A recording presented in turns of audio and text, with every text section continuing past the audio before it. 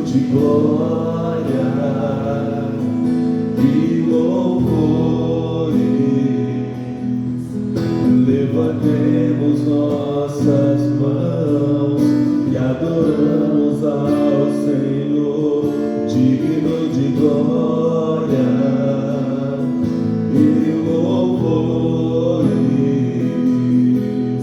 Levantemos nossas mãos e adoramos ao Senhor, porque grande és tu, maravilhas fazes tu, e não há outro igual a ti. Não há outro igual a ti, porque grande és tu, maravilhas fazes tu, e não há outro igual a ti. Não há outro igual a ti, digno de glória e louvores. Levantemos nossas mãos e adoramos ao Senhor, digno de glória e louvores. Levantemos nossas mãos e adoramos ao Senhor, porque grande és tu, maravilhas fazes tu, e não há outro igual a ti. Não há outro igual a ti, porque grande és tu, maravilhas fazes tu, e não há outro igual a ti. Não há outro igual a ti, Senhor.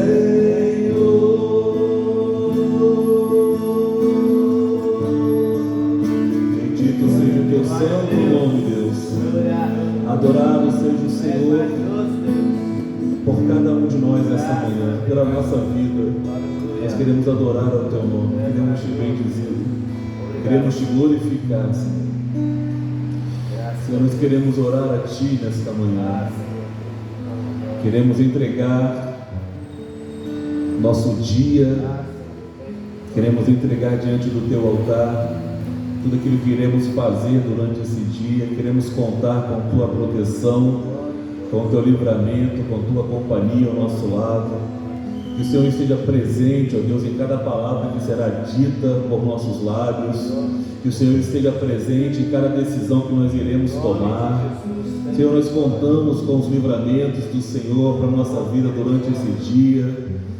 O mundo está conturbado, mas nos refugiamos na tua presença. Livra-nos de todo mal. Livra-nos, ó Deus, dos assaltos, da bala perdida.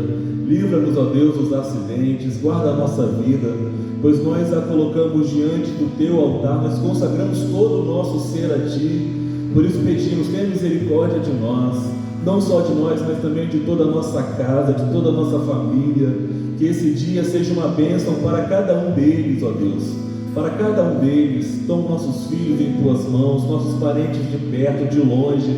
Senhor, toma em tuas mãos cada um que pertence à nossa parentela. Que esse dia seja um dia abençoado para cada um deles. Que o toque do teu Espírito possa ser forte no coração de cada um deles, e que esse dia de terça-feira, Deus, que nós consagramos a Ti, mais uma vez, seja uma bênção para cada um deles. Também oramos pelos nossos amigos, Pai.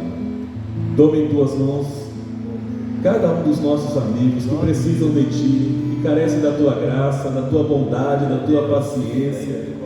Aqueles que precisam ser restaurados, aqueles que precisam de uma cura, aqueles que precisam de uma porta aberta, aqueles que precisam de uma resposta. Pai, no nome de Jesus, nós oramos agora por todos aqueles que compõem a nossa vida e a nossa existência. Meu Deus, visita cada um na sua dificuldade. Nós contamos, ó Deus, com a manifestação do Teu poder, da Tua misericórdia sobre os nossos amigos, sobre a nossa casa, sobre as nossas famílias e sobre a nossa vida. Nós oramos assim no nome de Jesus. Amém. Amém, Senhor. Glória a Deus. Glória a Deus. Gênesis capítulo 3, vamos ler o verso 23, que já é um encerramento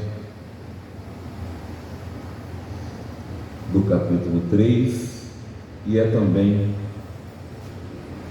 um encerramento do primeiro bloco ou da primeira dispensação. Lembrando que dispensação é apenas um período de tempo, é um arco de acontecimento. Este primeiro período aqui da Bíblia, esse primeiro bloco, essa primeira dispensação é chamado de dispensação da inocência, quando o homem ainda era inocente e por alguma razão deixou de ser, e aqui é a conclusão dos fatos do que aconteceu após ele ter deixado de ser inocente, e Deus teve que, infelizmente, colocá-lo para fora do jardim das maravilhas de Deus. E nós lemos assim o verso 23: o Senhor Deus, pois, lançou para fora do jardim do Éden, para lavrar a terra de que fora tomado, e havendo lançado fora o homem, pôs querubins ao oriente do jardim do Éden, e uma espada inflamada, ou com fogo, que andava ao redor para guardar o caminho da árvore da vida. Essas são a conclusão dos fatos. A partir do capítulo 4, começa então a segunda etapa, que já não é mais a inocência, mas a dispensação da consciência. Bom, no Éden, algumas coisas ficam claras para nós, pois no Éden Deus fez a maior e melhor instituição que nós podemos encontrar no mundo, que é a família. Algumas pessoas podem até ter dificuldades de viver em família, não gostar muito de família, talvez porque a família lhe foi hostil em algum momento, e o orgulho muitas vezes cooperam para que a gente não desenvolva uma vida em família legal. Mas é inegável o fato de que família é a melhor resposta de Deus para uma sociedade equilibrada. Famílias destruídas significa sociedades destruídas. Famílias fragmentadas significa sociedade fragmentada. Famílias corrompidas significa sociedade corrompida. Porque a família é o maior e melhor projeto de Deus para nós, seres humanos, para a nossa espécie. Mas é interessante que antes de Deus criar a família, antes de Deus formar o homem do pó da terra e depois dar a este homem uma esposa, uma companheira, Deus já havia preparado todo lugar para colocar a família. O homem foi a última coisa que Deus fez. Deus primeiro criou os luminares, criou o sol, a lua, para formar as estações como nós vivemos até hoje. Antes, Deus criou árvores alimentícias, plantas alimentícias, para que o homem pudesse se alimentar. Criou os animais, da onde nós tiramos as nossas proteínas. Deus fez todas as coisas e depois Ele fez a família. Isso quer dizer que Deus nos convida para uma vida de confiança e descanso, pois antes de Deus fazer na terra o seu projeto, Ele já fez um lugar e tudo que é necessário como recurso para que este projeto sobreviva. Então você percebe que se eu aceito ser um projeto de Deus, eu posso ir com confiança e fé, sem preocupação, porque já está tudo pronto, já está tudo preparado. Só que muitas vezes parece que a gente esquece dessa simples verdade. É uma simples verdade? É uma simples verdade. Mas parece que às vezes a gente esquece dessa simples verdade e a gente fica preocupado, ansioso, com as coisas que há de acontecer e como serão os próximos dias, como vai se dar, como vai se resolver, como que a gente vai poder resolver essa situação, e a gente fica preocupado. Por isso está escrito em Filipenses, na carta de Paulo, no capítulo 4, no verso 6, a seguinte declaração: não andeis ansiosos ou inquietos por coisa alguma, antes que os seus pedidos sejam todos conhecidos diante de Deus com oração, súplica e ação de graça. Deus inspira Paulo para resgatar essa verdade do Éden, para dizer que nós não precisamos andar ansiosos ou preocupados com coisa alguma. E se a gente estiver preocupado, diria Paulo a nós: então vocês precisam orar, porque todas as suas petições precisam estar conhecidas diante de Deus com oração, súplica e ação de graça. Paulo diria: está ansioso? Ore. Mas se a gente fosse conversar sobre ansiedade com Jesus, talvez Jesus não dissesse ore. E se a gente considerar Mateus capítulo 6, talvez a resposta de Jesus seria: pense.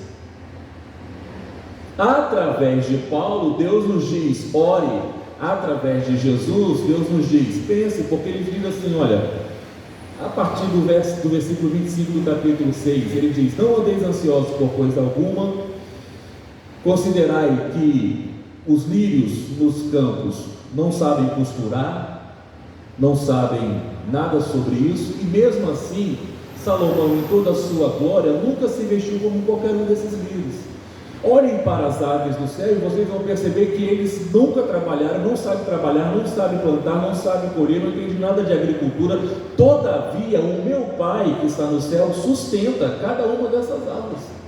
E ele pergunta: quem de vós, por mais ansioso que esteja, consegue acrescentar um côvado à sua estatura? Ninguém consegue acrescentar um palmo à sua existência de vida com base na ansiedade.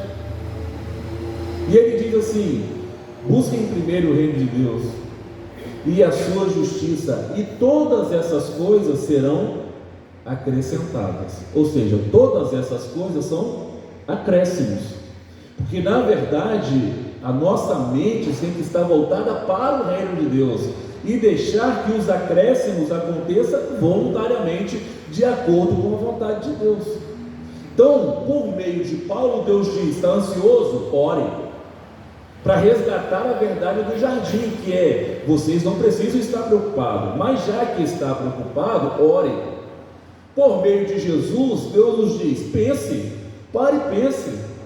Bom, se Deus cuidou das aves do céu e dos lírios do campo, não cuidará muito mais de vós, homens? Aí ele acrescenta: de pequena fé. Então a gente precisa viver essa vida de fé e confiança em Deus, porque se eu aceito fazer parte do projeto de Deus, eu preciso lembrar que já está tudo pronto. É assim que Deus trabalha. Deus construiu e edificou a família no Éden, mas antes de fazer a família, já deixou tudo pronto para aquilo que a família necessitaria como recurso de vida. Agora, se eu opto por não ser projeto de Deus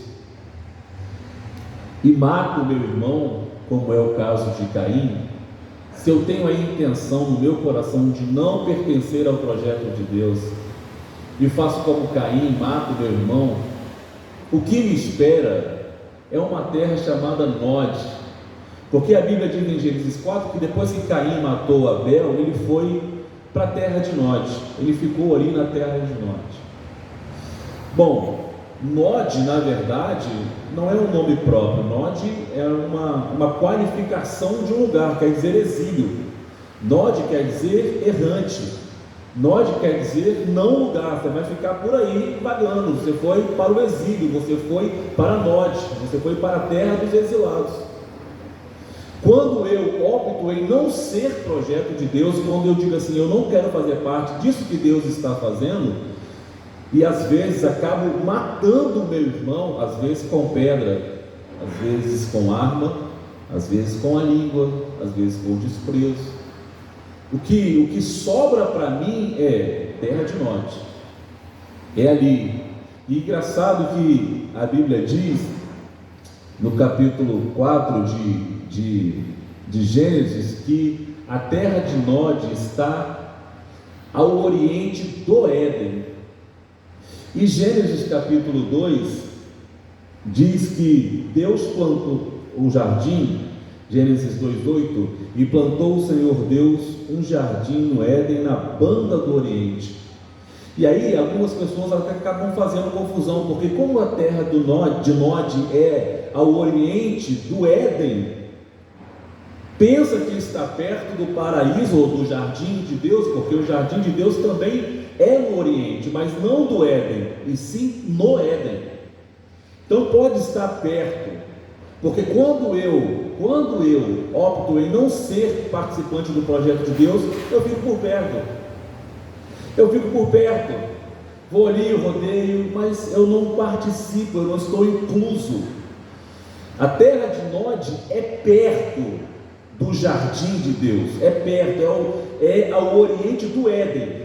O jardim de Deus está ao oriente no Éden. Uma pequena diferença, um pequeno detalhe, no e do, é bem ali do lado.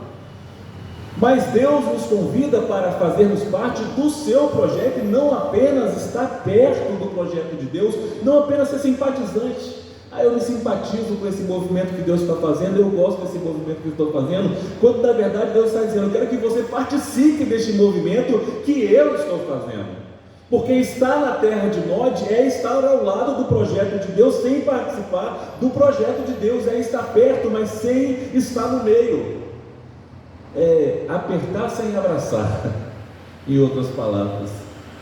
Então Deus fez um projeto, que é o projeto família, mas muitas vezes nós não queremos ser projeto família e vamos para essa terra aí, chamada terra de Nod, e ficamos andando por aí de um lado para o outro, procurando alguma coisa que a gente nunca vai achar, tentando ter alguma coisa que a gente nunca vai conseguir ter, e no final da vida a gente vai concluir: meu Deus, vaidade, tudo é vaidade, a vida passou e eu não vi o que aconteceu.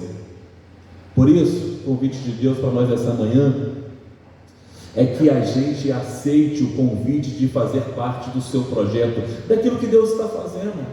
Como é bom fazer parte daquilo que Deus está fazendo. A gente só precisa, qualquer dia desse, parar em nosso quarto e dizer: Deus, eu não sei como que resolve essa situação, mas eu gostaria muito de fazer parte daquilo que o Senhor está fazendo. Eu quero muito fazer parte do seu projeto. Porque no Éden nós temos a instituição família, mas no Novo Testamento Jesus faz uma pequena alteração. Quando ele reunido estava ensinando acerca do reino de Deus, e Maria, juntamente com os seus irmãos, chegam para falar com Jesus. Aí algumas pessoas dizem assim: Jesus, olha, sua mãe e seus irmãos estão lá fora, estão querendo falar contigo. Aí ele pergunta: quem são minha mãe? Quem são meus irmãos? E ao olhar para as pessoas que estavam ali, diz: minha mãe e meus irmãos são todos aqueles que fazem a vontade de Deus. Jesus, ele faz uma pequena alteração no entendimento do que seja família. Família para Jesus, na verdade, são todos aqueles que fazem a vontade de Deus. E ele continuou ali. Maria, que entrasse para a reunião. Tiago, irmão do Senhor, que entrasse para a reunião. Entrem para a reunião e vocês serão parte também da família de Deus, ou seja, daquilo que Deus está fazendo.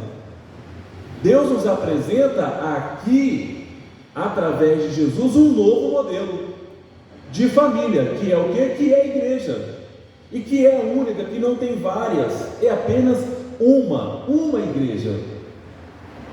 Os homens tentam separá-la, os homens tentam colocar uma plaquinha na frente para identificá-la, mas na verdade, Jesus só tem uma noiva. Jesus não é um noivo de várias mulheres, Jesus é um noivo de uma só. Ele só tem uma igreja, embora os homens tentem a dividir, quando na verdade nós deveríamos destruir esses muros e construir pontes, mas Jesus só tem uma, e é a família de Deus. Esse é o projeto de Deus desde a eternidade passada: uma família para o Pai, uma noiva para o Filho e uma casa para o Espírito, que é onde o Espírito de Deus mora, na igreja do Senhor Jesus, no corpo de Jesus, que é formado por vários membros como eu e você. Agora, A minha permanência na família e no projeto de Deus está ameaçada por uma tendência natural a nós, uma tendência ao erro, que antecede ao pecado. Você acredita nisso?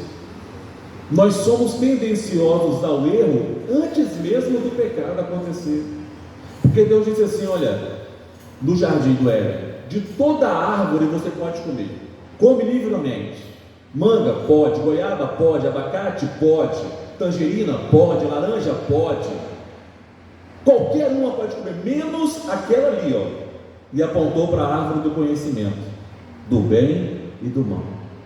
De todas, de 100%, tira apenas 1% para você não comer. De todas você pode comer. Qual que o homem comeu? Justamente a que não podia. Podia todas.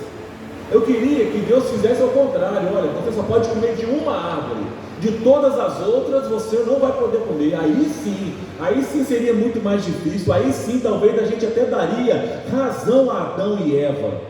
Mas ele diz: não, vocês podem comer de qualquer fruta aqui que vocês quiserem, apenas de uma. E a nossa tendencialidade para o mal e para o erro, que antecede a nossa queda, diz: vai lá e pega aquela ali que você não pode, come aquilo que você não pode. Então a nossa permanência no projeto de Deus, em permanecer no projeto de Deus, está ameaçada porque dentro de nós existe uma natureza chamada natureza humana, que é tendenciosa para o erro, que é tendenciosa para o mal, para a desobediência. Veja só, apenas uma árvore você não pode participar, e é ali que eu vou. É só isso aqui que você não pode mexer, e é ali que eu mexo. É aqui que você não pode ir, tudo isso aqui você pode, mas isso aqui você não pode, é ali aonde não pode que eu quero ir. Nós somos atraídos a isso. Aí a palavra de Deus diz, em Coríntios capítulo 10, vou ler para a gente poder encerrar, versículo 12, que aquele que está em pé, cuide-se para que não caia. 1 Coríntios, capítulo de número 10, versículo de número 12, eu vou ler o 12 e o 13, para a gente poder encerrar, que nos diz assim: aquele, pois, que cuida estar em pé, olhe para que não caia. Não veio sobre vós tentação senão humana, mas fiel é Deus, que vos não deixará tentar acima do que podeis, antes com a tentação dará também o escape, para que possais suportar. Ninguém é tentado acima das suas forças. A nossa permanência no projeto de Deus está ameaçada pela nossa natureza? Sim, mas não há nada neste planeta em forma de tentação ou de convite para fora do projeto de Deus que a gente não possa resistir e dizer: não, eu não quero, isso aqui eu não quero, isso aqui está errado, essa mentira eu não quero, essa inveja eu não quero, essa lascívia eu não quero, essa prostituição eu não quero, esse roubo eu não quero, me apropriar indebitamente daquilo que não me pertence eu não quero, falar mal do meu irmão eu não quero, inveja eu não quero. Qualquer coisa que nos convide para fora do projeto de Deus, nós estamos capacitados para dizer: eu não quero, embora esteja ameaçada a nossa permanência aqui, porque vocês, como eu, sabem que muitos que estiveram aqui não estão mais, muitos que deixaram o seu coração aberto para Jesus hoje fecharam. Eu não sei se é verdade, mas uma revista publicou uns anos atrás que no Brasil tinha cerca de 40 milhões de ex-evangélicos, ex-cristãos. Eu nem sei quanto que iria essa conta. Estou falando dos evangélicos porque é onde a gente desenvolve a nossa jornada de fé.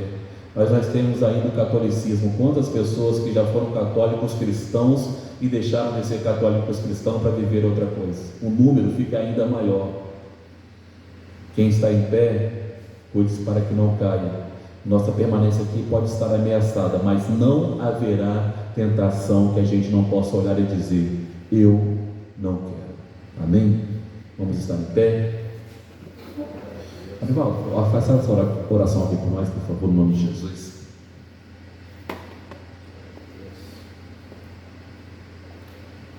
Louvado seja Deus, palavra maravilhosa, que possamos sair daqui na manhã com esse entendimento, independente do que diz a seu respeito, independente do que a sociedade fala a respeito da família, do que o mundo aí fora fala. Hoje você tem o entendimento, você tem a convicção, a certeza que você faz parte de um projeto não humano, não de mãos humanas, mas do Deus eterno que cuida de todas as coisas. Você é projeto de Deus, você faz parte da família de Deus, independente das circunstâncias. Crê nisso e sai com esse entendimento. Quando as propostas vierem de conta para Deus, você tem autoridade para dizer não, isso eu não quero, isso eu não aceito. E você assim fazendo, você vai estar na condição de família de Deus. Oramos ao Senhor. Senhor nosso Deus, nós estamos aqui reunidos nesta manhã, gratos ao Senhor pela essa oportunidade maravilhosa de aprendermos mais com o Senhor, com a Tua Palavra. Te benzemos, ó Deus, porque muitas vezes, Senhor, sobre nossas mentes, pensamentos que não pertencem ao Senhor, que não vêm da parte do Senhor, fazendo com que nós venhamos sair do Teu projeto, sair da Tua vontade, fazer aquilo que não é de acordo com a Tua palavra, Senhor. Mas nesta manhã o Senhor nos deu essa vacina, o Senhor nos deu esse entendimento para que possamos resistir às tentações, possamos entender que nós somos projetos do Senhor. Senhor, nós te bendizemos, ó Pai, porque o Senhor nos deu o livre-arbítrio para dizer não às propostas. O Senhor nos deu o livre-arbítrio para dizer sim à Tua palavra, à Tua vontade, aquilo que o Senhor tem para nós, Senhor. E nos ensina a cada dia a dizer sempre sim para o Senhor e não para as coisas que são contrárias à Tua palavra, Senhor. Nos dê a cada dia a condição de vencermos as tentações, como a Tua palavra nos diz, não há tentação maior do que nós possamos suportar. Mas nos ajuda, ó Deus, a cada dia a prosseguir em frente, seguindo a Tua palavra, andando de acordo com os Teus mandamentos, Senhor, onde não temos, ó Pai, a condição de fazermos sem o Senhor, porque sem o Senhor nossas vidas nós vamos errar, nós vamos pecar, nós vamos falhar. Mas nós estamos nessa noite, nessa manhã de terça-feira, invocando a Tua presença, invocando a direção do Espírito Santo de Deus, para que tudo que fizermos seja tudo feito para a honra e glória do Teu nome, Senhor. Ajuda nossas famílias, os nossos lares, esposos, esposas, filhos e filhas, netos, bisnetos, ó Pai, todo aquele âmbito de pessoas que estão no nosso convívio social, familiar, de amizade,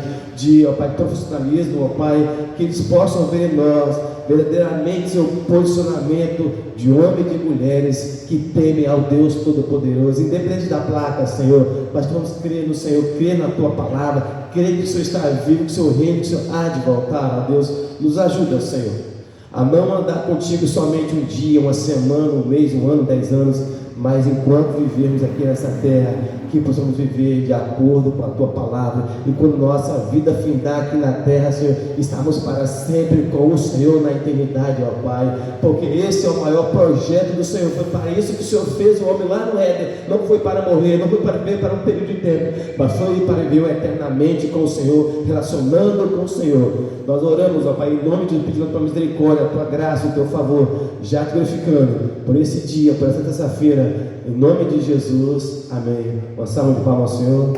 Pode ser salva para essa apostólica, por gentileza. Erga sua mão para frente.